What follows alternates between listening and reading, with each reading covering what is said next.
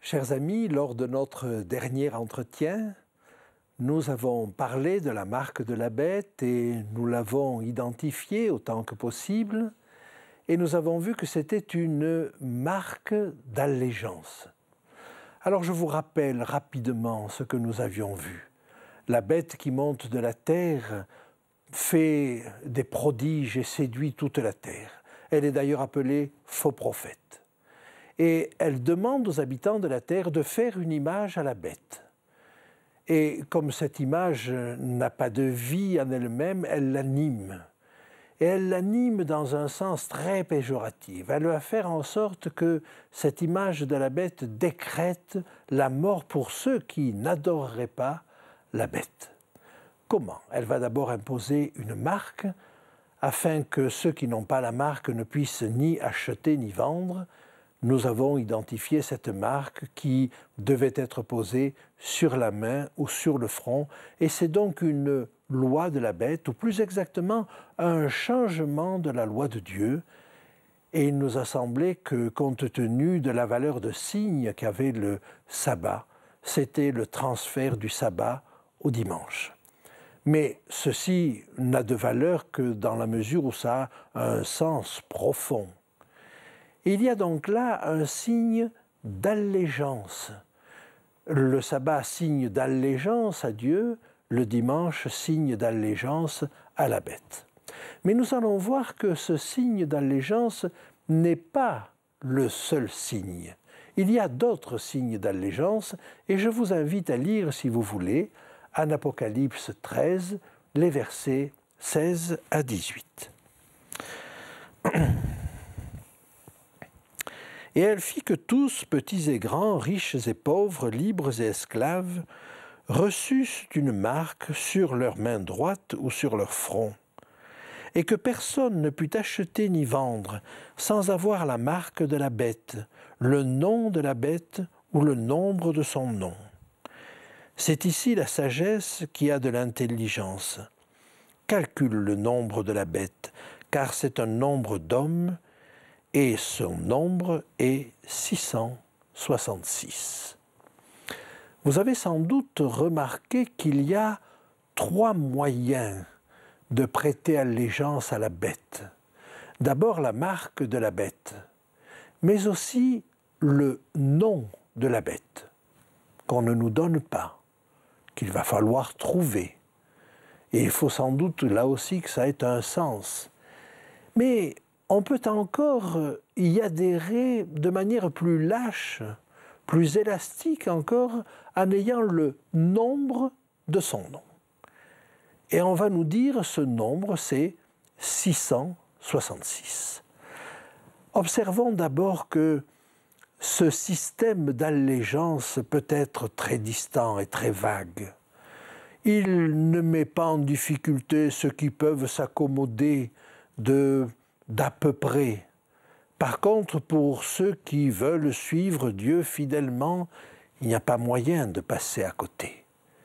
Il ne s'agit donc pas de créer une allégeance dure, il s'agit simplement de cerner ceux qui ne veulent pas du système de la bête. Voyons maintenant ce nombre de la bête. Notons que c'est le nombre d'un nom, et il nous est dit très précisément que c'est un nom d'homme. Il s'agit donc d'un nombre d'un nom d'homme. Alors, envisageons, si vous voulez, ce que ça peut être. Et pour cela, il nous faut rentrer dans la gématrie. La gématrie consiste à attribuer aux lettres une valeur, puis à opérer ainsi, sur le texte, toutes sortes de calculs et de comparaisons. Et il faut savoir que des personnes ont passé leur vie entière à faire des calculs à partir des textes. Les plus connus sont ceux qui appartiennent à la Kabbale. Et la Kabbale en hébreu est partie du texte hébreu, du texte de la parole de Dieu, hébreu ou araméen, et a fait toutes sortes de calculs avec les premiers mots, les derniers mots, le total des mots. un travail colossal qui finalement, me semble-t-il, nous conduit bien loin du texte, du sens que le texte lui-même veut nous donner. Donc nous avons deux systèmes de gématrie. Alors le premier système, le système hébreu, donne aux lettres la valeur d'abord de 1 à 9. Aleph, Bet, Gimel, donc Aleph vaut 1, Bet vaut 2, Gimel vaut 3, et ainsi de suite, jusqu'à la lettre Tet qui vaut 9, et Yod, le I, qui vaut 10. À partir de 10, les lettres prennent plus de valeur, et leur valeur va de 10 en 10. Par exemple, le Kaf vaut 20, le Lamed vaut 30, et ainsi de suite jusqu'au Tzadé qui vaut 90 et au Kof qui vaut 100. Et à partir du Kof, eh bien, les lettres prennent 100 chaque fois. Le Res vaut 200, le Sin vaut 300 et le Taf vaut 400. Tel est le système hébreu, et je dois dire que le système grec est à peu près pareil, sauf qu'il comprend 27 lettres. On a pris des lettres grecques anciennes et on arrive ainsi à des valeurs qui vont de 1 à 900. Et puis vous avez un deuxième système, c'est le système latin. Alors le système latin ne donne pas de valeur à toutes les lettres. Et on va donner simplement une valeur aux lettres qui sont utilisées pour former les chiffres. Et vous avez vu de ces chiffres romains qui étaient d'usage courant, où le I vaut 1, où le V ou le U vaut 5, où le X vaut 10, le L 50, le C 100, le D 500 et le M 1000. Voilà le système latin. Dans le système latin, on ne prend que les lettres qui ont une valeur et on fait le total de ces lettres-là. Alors, beaucoup de tentatives ont été faites pour essayer de décrypter ce chiffre-là. D'autant qu'il y a une variante dans le texte qui dit non pas 666, mais 616, ce qui a donné lieu encore à beaucoup d'autres recherches. Je vais vous donner quelques exemples de ces recherches. Et il est vrai qu'on a beaucoup cherché du côté des empereurs romains. On a compris que Rome était en cause. Et en particulier, on a cherché du côté de Néron, l'empereur fou, par excellence, celui qui a mis le feu à Rome. Alors pour arriver à trouver 666, il a d'abord fallu traduire César Néron en hébreu, ce qui donne Xar Néron. Et on applique ensuite le système hébreu. Donc au lieu d'appliquer le système latin au César Néron ou à Néron, on commence à le traduire en hébreu et on applique le système hébreu. Vous voyez déjà que c'est un petit peu complexe. Et on arrive ainsi à un total de 666. On a fait la même chose avec l'empereur Dioclétien. Alors, son nom complet, c'est Dioclès Augustus. Et si alors là, dans le système romain, on ne prend que les lettres qui ont une valeur, le D vaut 500, le I 1, le C 100 et ainsi de suite, eh bien on arrive à un total de 666. Ensuite, on a prétendu que le romain en général, pouvait avoir cette valeur. Alors pour cela, on commence à le traduire en grec, ce qui donne l'ateinos. Et on va ensuite appliquer la numération grecque, de telle sorte qu'on obtient là encore un total de 666. Il faut que je vous parle aussi de l'isopséphie. Alors, l'isopséphie, c'est un système qui consiste, quand on a un total, à faire la somme des chiffres qui le composent, et ainsi on obtient un autre nombre. On fait le total des chiffres de ce nombre jusqu'à ce qu'on arrive à un chiffre qui soit de 1 à 9. Je vous donne un exemple, il s'agit de celui de Néron. Alors, Néron, si on le met dans le système grec, donc là il faut le traduire en grec, on arrive dans le système grec à un total de 1005. 1005, c'est 1, 0, 0 et 5. Vous faites le total de tout cela et vous arrivez à 6. Le second empereur que l'on met sur la sellette, c'est Claude. Alors c'est Claudios, traduit en grec. Et on arrive là, dans le système grec, à un total de 735. On fait le total de ces chiffres-là, 7 plus 3 plus 5, on arrive à 15. 15, c'est 1 et 5. 1 et 5, ça fait 6. Et on arrive là encore à 6. Et puis on prend un troisième empereur, Auguste. Auguste, dont la traduction en grec est Sébastos. Et là, on arrive à un total pour Sébastos de 978. Alors 978, c'est 9 plus 7 plus 8, ce qui fait un total de 24. 24, c'est 2 plus 4, et ça fait 6. De telle sorte que Néron, Claude et Auguste, chacun valant 6, on arrive à 666. Vous voyez qu'il y a là un système assez compliqué qu'on appelle l'isopséphie, mais dites-vous que des gens ont passé leur vie à chercher des solutions et croyez-moi, on a trouvé des quantités de choses. Quand on est arrivé à la Réforme, les réformateurs ont pensé évidemment que le système devait s'appliquer au système romain dont ils sortaient.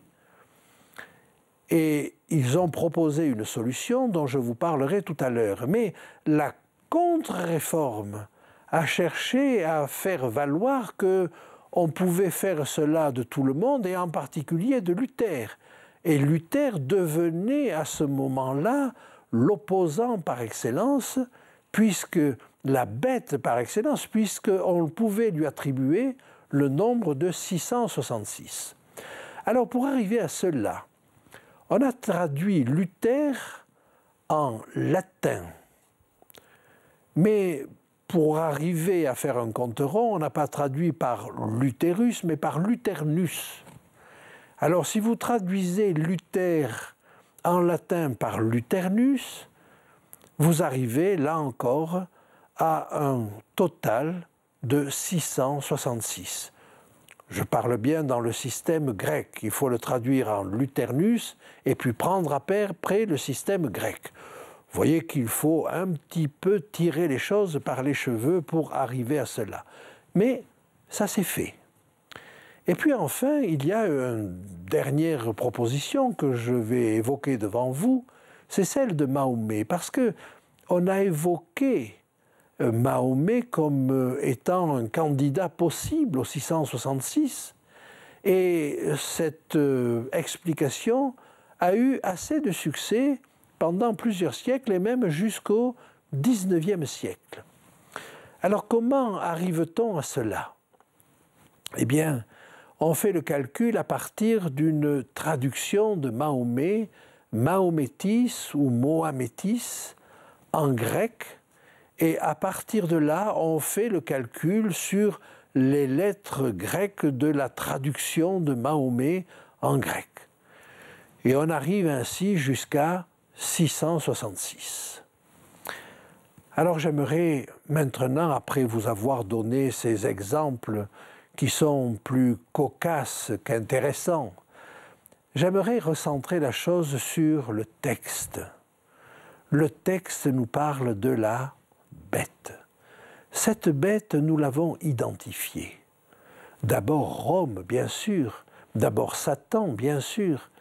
Satan qui se cache derrière l'Empire romain, mais l'Empire romain va passer lui-même les commandes au système féodal du Moyen-Âge, avec à sa tête toujours Rome, mais le pape.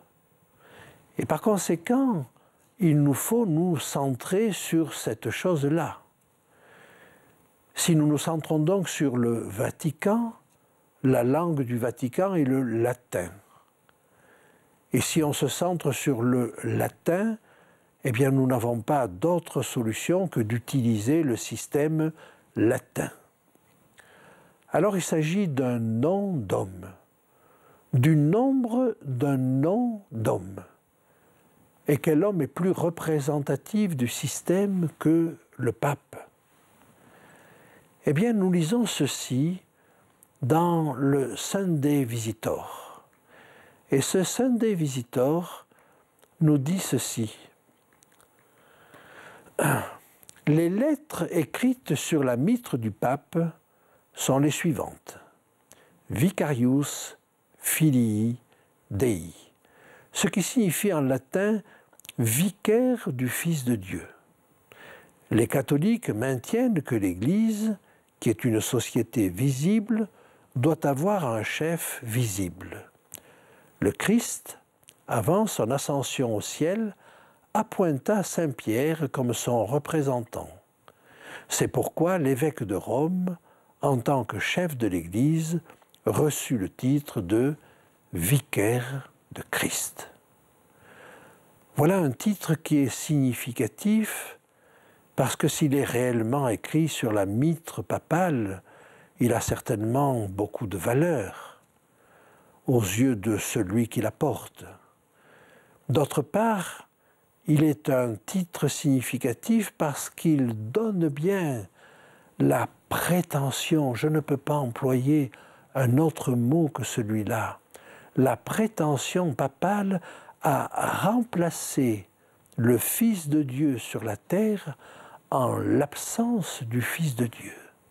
En d'autres termes, nous devrions allégeance au pape comme s'il était Jésus, parce qu'il est le représentant de Jésus-Christ en l'absence de Jésus-Christ. Oh, Jésus nous avait averti qu'après son départ, il y aurait des difficultés. Mais il nous avait dit aussi qui le remplacerait. Le Saint-Esprit, le Consolateur, qu'il nous enverra. Voilà le véritable remplaçant de Jésus après son départ. Ce titre donc de vicaire du Fils de Dieu est un titre qui est tout à fait inacceptable. Nous ne pouvons pas rentrer dans cette logique-là. Alors laissez-moi simplement essayer de comprendre et de voir avec l'apôtre Paul ce que nous pouvons faire. Mais j'aimerais vous dire que le plus important n'est pas d'identifier le nombre de la bête pour essayer de l'éviter. Essayez de l'éviter de le prendre sur Internet ou de le prendre sous la forme d'une puce qu'on implanterait sous la peau. Il est beaucoup plus important de savoir comment on peut recevoir le sceau de Dieu. Je vous invite à lire un texte qui se trouve dans la deuxième épître aux Corinthiens, au chapitre 1, au verset 21 et 22. Et celui qui nous affermit avec vous en Christ et qui nous a oints, c'est Dieu, lequel nous a aussi marqués d'un sceau et a mis dans nos cœurs les arts de l'esprit. L'apôtre Paul nous parlait déjà d'un sceau de son temps. Et il accompagnait ce sceau des arts de l'esprit, c'est-à-dire des premiers gages de l'Esprit de Dieu. Ces gages de l'Esprit de Dieu ne sont qu'un avant-goût de l'Esprit de Dieu, mais ce que le peuple de Dieu va vivre à la fin, c'est une pluie de l'Esprit. Ça ne sont plus des arts, c'est la plénitude de l'Esprit. Et cette plénitude de l'esprit s'accompagne d'un affermissement dans la vérité, comme nous le dit l'apôtre Paul. Celui qui nous affermit avec vous en Christ et qui nous a oints, c'est Dieu. Cet affermissement dans la vérité, dont l'observation du sabbat n'est que le signe extérieur, c'est ce repos en Christ. Lui seul m'a créé, lui seul m'a fait sortir de mon péché, lui seul me soutient, à lui seul je désire donner allégeance, de lui seul je souhaite recevoir des directives. Alors, si le sceau de Dieu m'est réservé, il n'y aura aucune place pour la marque de la bête. Parce que si le sceau de Dieu me marque, il sera sur mon front, certes, mais ma pratique en sera touchée. Ma pratique en sera complètement différente. Et je n'aurai pas besoin d'une quelconque autre pratique. L'esprit de l'ennemi n'a plus aucune place. Que Dieu nous permette de recevoir ce sceau de Dieu. Et ce sera la meilleure protection contre quelque marque que ce soit.